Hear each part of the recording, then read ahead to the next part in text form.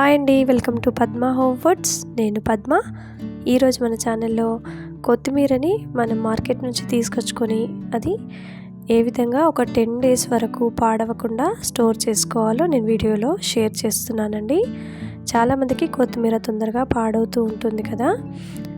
అలా పాడవ్వకుండా మనము కొత్తిమీరని తెచ్చిన తర్వాత ఈ విధంగా కాడాలన్నీ కూడా కట్ చేసుకోవాలండి. ఈ విధంగా ఎడ్జెస్లో ఉన్న కాడాలని కట్ చేసుకొని ఇప్పుడు ఫ్రెష్గా వాటర్లో ఈ కొత్తిమీరని మొత్తం సన్నటి ఇసుక ఉంటుందండి, ఆ ఇసుక మొత్తం పోయే విధంగా ఒక 2 times వాటర్లో వాష్ చేసుకోవాలండి.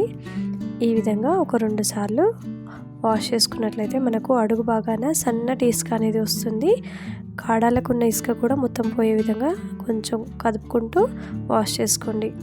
ఈ విధంగా వాష్ చేసుకున్న తర్వాత ఈ కొత్తిమీరని కొంచెం వాటర్ అన్ని వంపుకొని ఒక ప్లేట్లో, అంటే హోల్స్ ఉన్న ప్లేట్లో పెట్టుకొని అలా వదిలేయండి. ఎగ్జిస్టింగ్ వాటర్ అన్నీ కూడా కిందికి వెళ్ళిపోతాయి.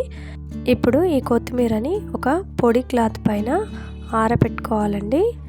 ఈ విధంగా క్లాత్ పైన నెమ్మదిగా కొంచెం విడివిడిగా పరుచుకుంటూ ఆరబెట్టుకోవాలి.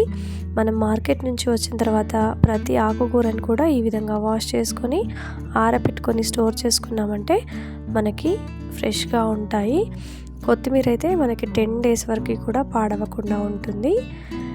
మనకి వేరే ఆకుకూరలు అయితే మనం వెంటనే కుక్ చేసుకుంటూ ఉంటాం, కానీ ఈ కొత్తిమీరని మాత్రం మనం అన్ని కూరల్లో యూస్ చేయాలంటే స్టోర్ చేసుకోవాల్సి ఉంటుంది. కాబట్టి మనం ఈ విధంగా ఆరబెట్టుకొని ఇక్కడ కొంచెం ఏమైనా కాడాలు కొంచెం వలినట్టుగా ఉంటే అది తీసేసి ఈ విధంగా ఫ్యాన్ గాలికి లేదంటే గాలికి ఆరబెట్టుకోండి.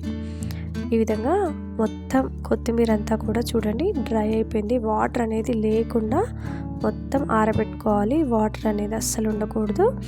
ఈ విధంగా డ్రై అయిన తర్వాత టిష్యూ పేపర్స్ కానీ లేదంటే న్యూస్ పేపర్స్ కానీ మీ దగ్గర ఏ పేపర్స్ ఉన్నా కూడా ఆ పేపర్స్లో మీరు కొత్తిమీరని ఈ విధంగా మొత్తం సెట్ చేసుకొని ఈ విధంగా ఫోల్డ్ చేసేసుకోండి. చూడండి, ఈ విధంగా ఫోల్డ్ చేసుకున్న తర్వాత ఇక్కడ నేను కూరగాయలు పెట్టుకునే స్టోరేజ్ బాక్సెస్ అండి, ఇవి నేను మీషోలో పర్చేస్ చేశాను. నాకు చాలా బాగా అనిపిస్తున్నాయి. ఈ విధంగా ఈ స్టోరేజ్ బాక్స్లో కింద మనకి ఆ జాలీలాగా ఉంటుంది కదండి, అది కంపల్సరీ ఉండాలి. దాన్ని అలాగే పెట్టేసి మనం పేపర్లో చుట్టాం కదా, ఇది పైనుంచి పెట్టేసామంటే మనకి కొత్తిమీర 10 days వరకు కూడా ఫ్రెష్గా ఉంటుంది.